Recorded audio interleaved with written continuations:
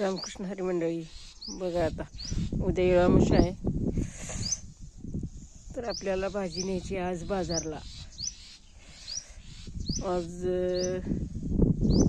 जाईल 20 रुपये 15 रुपये. तर मग आता धुवून झाली, पोत्यात भरायची.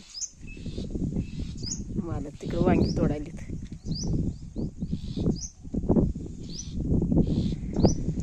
तर वांगी आणि भाजी घेऊन जायचं बाजारला.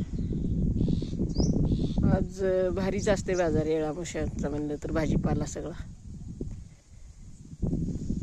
नोकरदाराला वाटतंय 10 रुपयाला पिंडी द्यावं, पण ते पिंडी धुवायला भाजी उपसायला किती कष्ट ही नोकरदाराला दिसत नाही. शेतकऱ्यालाच माहिती असते कष्ट का आहे ते.